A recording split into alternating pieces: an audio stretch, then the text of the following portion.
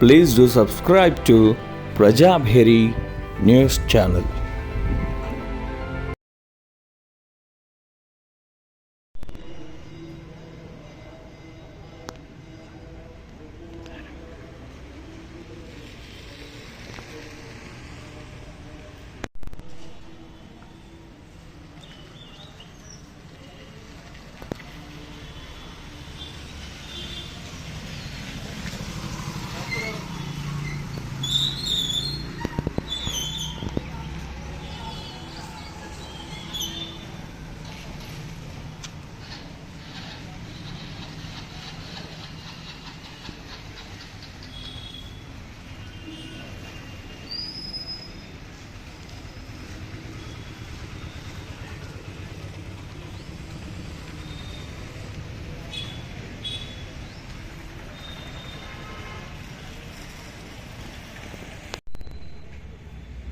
तो मेरा सजेशन ले लो सीएम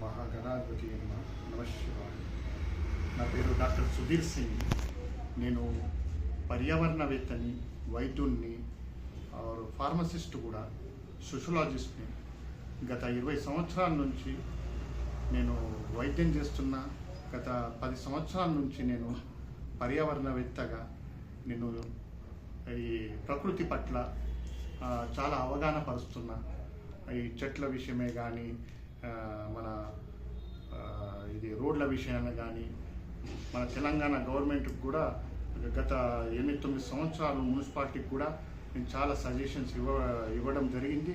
మోడీ 2016లో స్వచ్ఛ భారత్ ఏర్పాటు చేసినప్పుడు 2017 నుంచి వాళ్ళకు నేను సజెషన్స్ ఇవ్వడం జరుగుతున్నది. ఇప్పటికి కూడా ఇక్కడ లీకేజెస్ ఉన్నా, ఇక్కడ వాటర్ రిసోర్సెస్ లీకేజెస్ ఉన్నా, రోడ్స్ పాడైన వాటికే కానీ, మన చెట్ల విషయాన్ని కానీ, మన హరితహారంలో కూడా మన నిజామాబాద్ ఇందూరు తరపున ప్రతి మొక్క లెక్కలు చూపించాలని నేను కలెక్టర్ గారికి ఒక పర్యావరణవేత్తగా నేను వెళ్ళడం జరిగింది. కలెక్టర్ గారు కూడా 2018-19లో ప్రతి నాటిన మొక్క జియో ట్యాగ్ ఏర్పాటు చేశారు. అక్కడి నుంచి మన ఇందూరులో ఒక్కొక్క మొక్కకి జియో ట్యాగ్ చేయించిన ఆ తర్వాత మన ఫారెస్ట్ డిపార్ట్మెంటే కానీ, మన ఎడ్యుకేషన్ డిపార్ట్మెంటే కానీ, స్కూల్సే కానీ, కాలేజెస్ కానీ, యూనివర్సిటీలో కానీ, మన స్కూల్ లెవెల్స్లో కూడా, కాలేజ్ లెవెల్స్లో కూడా పర్యావరణ విద్య గురించి, దాని విశిష్టత గురించి ఒక వాళ్ళకు క్లాస్ తీసుకోవడం జరిగింది. మన ముఖ్యంగా మనము ఉంటున్నామంటే ప్రకృతి మధ్యలోనే ఉంటున్నాం, ప్రకృతి లోపట్నే ఉంటున్నాం. ఆ ప్రకృతి తల్లికి కాపాడితేనే ఈరోజు విశ్వం ఉంటుంది. ఆ ప్రకృతి తల్లికి హానికరం చేస్తే ఈరోజు మనుగడ ఉండదు, అసలు ఏది ఉండదు. అందుకోసమే నాకు ఒక దృఢ సంకల్పంతోని ఆ ప్రకృతి తల్లికి కాపాడాలా, ఆ ప్రకృతి తల్లికి ప్రేమించాలా. ఈ రోజుల్లో ఇప్పుడు ఈ కాలంలో వర్షాలు పడుతున్నాయి, కాలం లేని కాలంలో వర్షాలు పడుతున్నాయి, ఎండలు. మొన్న ఢిల్లీలో 52 వచ్చింది, మన తెలంగాణలో 50 వరకు ఉష్ణోగ్రత ఏర్పడ్డది. ఇంత సమ్మర్లో, ఇంత వేడిలో గత సంవత్సరం నుంచి ఈ సంవత్సరం ఇంకా వేడి వల్ల ఎందరో ప్రాణులు చనిపోవడం జరిగింది. పశుపక్షాతులు చాలా నష్టం జరిగింది, పంటలు నష్టం జరిగింది. ఈరోజు మనిషికి తెలుస్తలేదు ప్రకృతి అంటే ఏంది, ప్రకృతి తల్లి అంటే ఏంది. ఈ చెట్లే కాదు, ప్రకృతి తల్లి అంటే అంతా ప్రకృతి. ఎందుకంటే మనం ఎప్పుడైతే మనం ప్రకృతికి రక్షిస్తామో అప్పుడు మనం బాగుంటాం. ఎప్పుడైతే ప్రకృతికి హానికరం చేస్తామో మనం బాగుంటాం.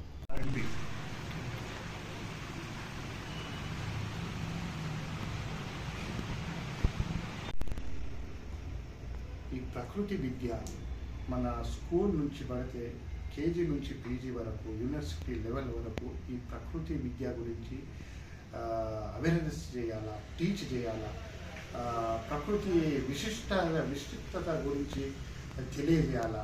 ఈ రోజులలో సుప్రీంకోర్టు ఆర్డర్ వల్ల ప్రతి స్కూల్ విద్య కానీ, కాలేజ్ విద్య కానీ, యూనివర్సిటీ విద్య కానీ, మెడికల్ కానీ, యూనివర్సిటీ కానీ, మన ఇంజనీరింగ్ కానీ ప్రతి దాంట్లో ఎన్వైరాన్మెంటల్ విద్య అన్నది అవసరంగా ఏర్పాటు చేశారు. ఈ ఎన్వైరాన్మెంట్ విద్య గురించి ఇప్పుడు ఇంటర్మీడియట్లో, ఎగ్జాంపుల్ ఇంటర్మీడియట్లో ఒక సబ్జెక్ట్ ఉంది, అందులో పాస్ అయితేనే సెకండ్ ఇయర్లో పోతారు. గత 10 సంవత్సరాల నుంచి నేను చూసింది ఏమంటే ఎన్వైరాన్మెంటల్ విద్య గురించి సపరేట్గా ఒక లెక్చరర్ నియమించలేదు. ఎగ్జామ్స్ అప్పుడు ఏదో ఒక పేపర్స్ ఇచ్చి, ఒక బుక్లెట్ ఇచ్చేసి ఇవి చదువుకోండి, రేపు ఎగ్జామ్ ఎన్వైరాన్మెంటల్ గురించి మీరు రాయండి, మీరు పాస్ అయిపోతే, ఇది ఆషామాషిగా తీసుకోండి మీరు, ఇది చదివితే దీన్ని ప్రత్యేకంగా మేము చెప్పము. ఏ బిఎస్సి లెక్చరర్ చెప్పలేదు, ఏ ఎన్వైరాన్మెంటల్ ట్యూటర్ చెప్పలేదు, ఏ సోషలాజిస్ట్ వాళ్ళు చెప్పలేదు, ఏ లెక్చరర్లు ఇప్పుడు కూడా యూనివర్సిటీ లెవెల్లో, కాలేజ్ లెవెల్లో, స్కూల్ లెవెల్లో కూడా పర్యావరణ విద్య గురించి చెబుతలేరు, పిల్లలకి అవగాహన పరుచుతలేదు. ఇది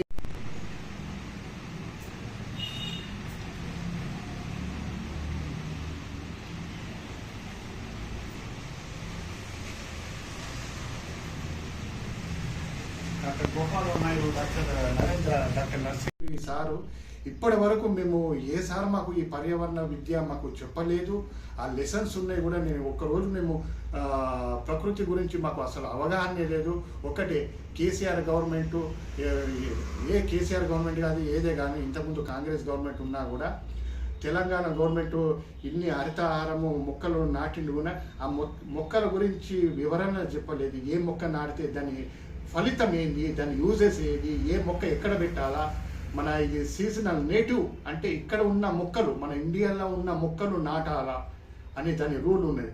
ఏదో అది విడిచిపెట్టేసి దూది మొక్కలు, ఇక్కడ నుంచో బయట ఫారెన్ మొక్కలు ఇక్కడ నాటితే ఇక్కడ వాతావరణానికి అక్కడ వాతావరణానికి అది సరితూగది.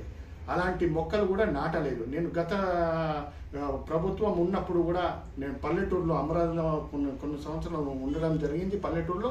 అక్కడ కూడా నేను అవగాహన పరిస్తే ఈ డాక్టర్ సాబు, ఈ పర్యావరణవేత్త ఈ పల్లెటూరులో ఏం చేస్తున్నాడు, అక్కడ ఉన్న ఎంపీడీఓలు, అక్కడ ఉన్న ఎంఆర్ఓలు కూడా నాకు పట్టించుకోలేదు. ఇక్కడ ఉన్న కలెక్టర్స్ కూడా నేను లేఖలు రాయడం జరిగింది. ఈ 5000 years బ్యాక్ ఎవ్వరు లేరు క్షారసూత్ర సర్జన్ ఇక్కడ, నేను తప్పించి. ఇప్పుడు 10 సర్జరీ చేసిన, एक घंटे में ऑपरेशन हो जाता फिस्टुला.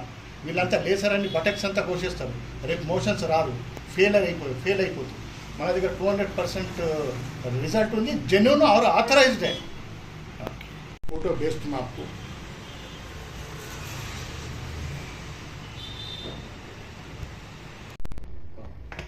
నేను ఆధ్యాత్మిక విలువలు కానీ, ఇక్కడ కవి సమ్మేళనంలో ఎక్కడైతే జరుగుతున్నదో అక్కడ కవులతో కూడా నా సాన్నిధ్యము ఏర్పరుచుకున్నది. గత 10 సంవత్సరాల నుంచి ఎక్కడ కవి సమ్మేళనం ఉంటుందో అక్కడ నేను వెళ్ళడం జరిగింది. అక్కడ కాస్త నాకున్న జ్ఞానంతో కొన్ని మంచి మాటలు అక్కడ నేను మాట్లాడడం జరిగింది, పాటలు పాడడం జరిగింది అక్కడ. ఎందుకంటే రుచి ఉన్నది. కవులు అన్నా చాలా నాకు అభిమానం. నేను పాత కవులు లాగే సి నారాయణ రెడ్డి, మన ఇప్పుడున్న అందశ్రీ, మన కాళోజీ నారాయణరావు వాళ్ళ కొన్ని పోయమ్స్ నేను చదవడం జరిగింది. నేను క్షార సూత్ర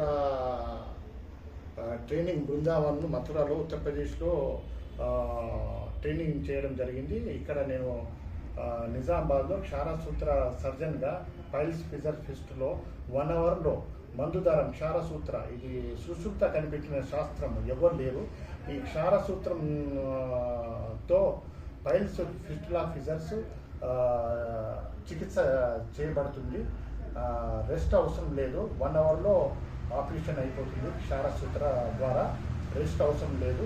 ఇది 200% జెన్యూన్ క్షారసూత్ర వైద్యం పైల్స్ ఫిజర్స్ ఫిస్టులా పేషెంట్లకు మంచి 100% రిజల్ట్ ఉంది. నా పేరు రామచంద్ర. డాక్టర్ సుదర్శన్ గారి దగ్గర కొన్ని పనిచేసిన. అయితే నన్ను వర్కర్గా చూడలే, అలా ఫాదర్గా చూసాడు. ఆయన పర్యావరణవేత్త. ఎక్కడ చెత్త వేయద్దు, ఎక్కడ చేయొద్దు అనేది చాలా కష్టపడుతుంది. ఎన్నోసార్లు కలెక్టర్ ఆఫీస్కి పోయినాం, ఎన్నోసార్లు మున్సిపల్ ఆఫీస్కి పోయినాం. యాక్షన్ తీసుకోకపోతే అక్కడక్కడ రోడ్ల మీద గుంతలు అవన్నీ కూడా చేసి ఫస్ట్ కష్టపడ్డాడు. ఇంకా కష్టపడుతూనే ఉన్నాడు సమాజం గురించి. ఏ పార్టీకి సంబంధం లేదు. ఆయన ఇండివిజువల్గా తన సొంతగా సంపాదన నుంచి ఖర్చు పెడుతున్నాడు డబ్బులు. దాదాపు మోతీ మసీద్ గొల్లబాద్ దగ్గర 40,000 దాకా ఖర్చు పెట్టిండు. ఇంత చెత్త చెదారం ఉండేది. దాన్ని ఒక గార్డెన్ చేసి ఇరుపజాలు వేయించాడు డబ్బులు సొంతం. ఇవన్నీ కూడా అది ఒకటి. అదే రకంగా ఈయన తారసూత్ర అనేది బృందావనంలో నేర్చుకొని వచ్చాడు. అది మన ఒక హైదరాబాద్లో ఉన్నాడు, ఇక్కడ లేరు. అయితే దాని ఏంటంటే ఇక్కడ వేరే డాక్టర్లు 50,000 60,000 తీసుకొని కోసేస్తున్నారు. ఇది అట్లా కాదు, 20,000 లోపే దాన్ని ఆ తారసూత్ర దారం ఉంటుంది. ఆ దారసూత్రతో కుట్టేస్తాడు. వాళ్ళు ఎట్లా గంట సేపట్లో ఎట్లా తిరగచ్చు. 50 రాలిపోతాయి 4 రోజుల. ఆ రకంగా ఆయన బాగా ట్రైనింగ్ కష్టపడ్డాడు. అటు మహారాష్ట్రలో గుండ్లవాడలో, హైదరాబాద్లో అనేక రకాలుగా కష్టపడి ఈరోజు కనీసం ఒక ప్లాట్ సంపాదించలేకపోయాడు. అంత పెద్ద చదువుతుంది కూడా కష్టపడ్డాడు. ఇప్పుడు లో అక్కడ మొత్తం బాడీ గురించి సిస్టర్లు అందరికి కూడా ట్రైనింగ్ ఇచ్చినటువంటి వ్యక్తి. అందులో 20-30 మందిని గవర్నమెంట్ హాస్పిటల్లో పర్మిట్ చేసి ఇప్పించాడు. వాళ్ళ దగ్గర ఒక రూపాయి తీసుకోకుండా అనేక కష్టపడ్డాడు.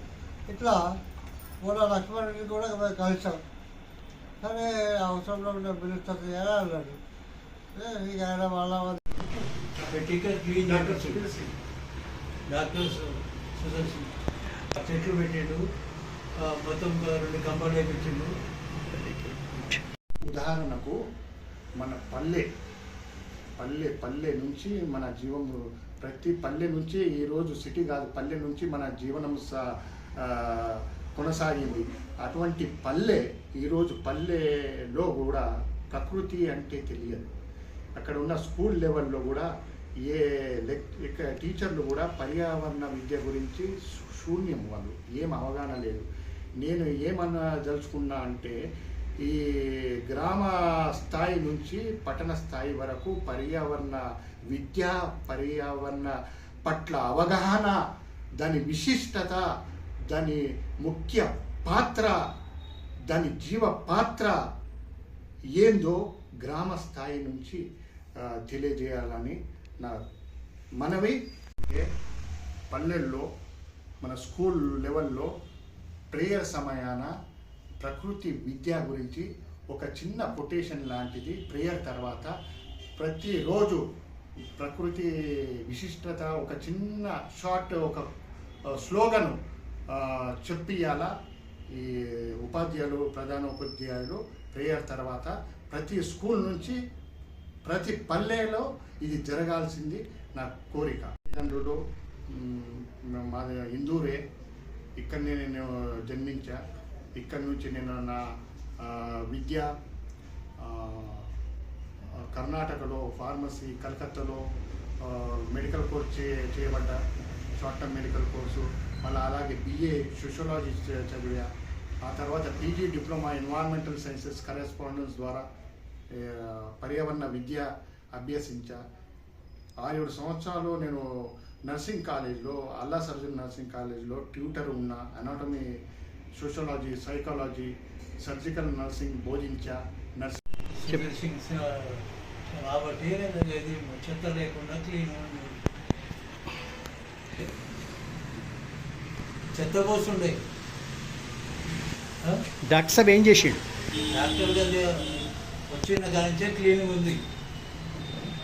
ఓకే, నేను నర్సింగ్ కాలేజ్ విద్య, అల్లా సర్జన్ నర్సింగ్ కాలేజ్లో మల్లారంలో నర్సింగ్ కాలేజ్కు స్టూడెంట్స్కు నేను అనాటమీ, ఫిజియాలజీ, మానవ శాస్త్రం గురించి నేను బోధించా. అందులో అనాటమీ చాలా ముఖ్యమైనది. ఈ వైద్య వ్యవస్థలో అనాటమీ అంటే మన మానవ అవయవాల గురించి, వాటి ఫంక్షన్ గురించి ఈ anatomy most essential subject, toughest subject. Anatomy గురించి తెలిస్తే ఈరోజు డాక్టర్ అవుతాడు, నర్స్ అవుతాడు, టెక్నీషియన్ అవుతాడు. అనాటమీ తెలియకుంటే ఏమూ తెలియదు. అందుకోసం అనాటమీ విశిష్టత గురించి అనాటమీ బోధించారు కాబట్టి అందులో మైక్రోబయాలజీ సబ్జెక్ట్ ఉంది. సూక్ష్మ మైక్రోబయాలజీ సబ్జెక్ట్ కూడా నేను చెప్పడం జరిగింది. అనాటమీ అంటే మానవ శరీరము, దాని ఫంక్షన్స్, దాని అవయవాలు, ఒక్కొక్క అవయవ విశిష్టత. ఎగ్జాంపుల్ హార్ట్ గురించి, లివర్ గురించి, కిడ్నీల గురించి, సెంట్రల్ నర్వస్ సిస్టమ్, బ్రెయిన్ గురించి వాళ్ళకు మంచిగా డెప్త్గా బేసిక్ నుంచి డీటెయిల్గా వాళ్ళకు బోధించడం జరిగింది. ఈ ఆ తల్లి, ఆ జగన్మాత, ముందు ఆ ప్రకృతి తల్లి, ఆ తర్వాత తల్లి. ఆ తల్లి ఎప్పుడైతే జన్మనిస్తుందో అప్పుడు ఆ ప్రేమ, ఆ తల్లి ఆ కొడుకు మీద ఉన్న ఆప్యాయత అప్పుడు పెరుగుతుంది. ఆ తల్లి విశిష్టత ఏంటంటే, తల్లి మన జన్మనిస్తున్నది, పోషిస్తున్నది. అదేవిధంగా ఈ ప్రకృతి తల్లి, లోక తల్లి, ఆ జగన్మాత, ఆ విశ్వతల్లి, ఆ తల్లి, ఆ ప్రకృతి తల్లికి మనం ప్రేమించాలి. ఆ తల్లి కొడుకు ఇంట్లో తల్లులు వాళ్ళ పిల్లలకు బోధించే కొన్ని విశిష్ట కొన్ని మాటలు నేను వివరించదలుచుకున్నాను. ఏంటంటే, ఈరోజు తల్లులు పిల్లలకు ల్యాప్టాప్, సెల్ ఫోన్స్ పక్కకు పెట్టేసి వాళ్ళకు లైఫ్ విశిష్ట గురించి, మన జన్మ విశిష్ట గురించి, మన వ్యవహారాలు ఎలా మెదలుకోవాలా, డిసిప్లిన్ గురించి అవగాహన పరచాలా, అలాగే ప్రకృతి గురించి అవగాహన పరచాలా, మన ఉండే ప్రదేశాలు, మన కాలనీసు, మన ఈ చుట్టూ ఉన్న ప్రదేశాల గురించి కాస్త కూస్త వాళ్ళకు అవగాహన పరచాలా. వాళ్ళకు స్పిరిచువల్ నాలెడ్జ్ ఇవ్వాలా, ఆధ్యాత్మికంగా ఉన్న మన వాళ్ళకు జ్ఞానము బోధించాలా. మరి ఈరోజు ముఖ్యంగా మన తల్లిదండ్రులు వాళ్ళ పిల్లలకు, ప్రతి తల్లిదండ్రుల బాధ్యత వాళ్ళ పిల్లలకు వాళ్ళ ఎకనామిక్ లెవెల్స్, వాళ్ళ ఆర్థిక మనుగడ, వాళ్ళ ఇప్పుడు ఉన్న పిల్లలు ఇంట్లో పిల్లలకు తెలియజేయాల. తల్లిదండ్రి బాధ్యత, తల్లిదండ్రి ఎంత కష్టపడుతున్నది, డబ్బు ఎక్కడి నుంచి వస్తున్నది, మన ఆర్థిక స్థితి ఎట్లున్నది, మనకి ఇల్లు ఉన్నదా, లేకుంటే మనం కిరాయి ఇంట్లో ఉన్నామా, మన మన మన బాధ్యత పిల్లలు అనుకోవాలా. మా తల్లిదండ్రులు ఇంత కష్టపడ్డారు, మన బాధ్యత మనము తల్లిదండ్రులకు ఏ విధంగా మనం చూడాలా. మన ఆర్థిక వ్యవస్థ చాలా పూర్గా ఉన్నది, చాలా బీద ఉన్న స్థితి. మనం ఎలా మనుగడ సాధించాలా, తల్లిదండ్రులు ఆర్థిక వ్యవస్థ అలా ఉన్నది, మనం ఎలా నడుచుకోవాలా, మనం ఈ ఉన్న ఆర్థిక వనరుల్లో మనం ఎలా సమకూర్చుకోవాలా, ఎలా మిగలాలా, ఎలా చేయాలా అన్నట్టు పిల్లలకు తల్లిదండ్రులు బోధించాలి.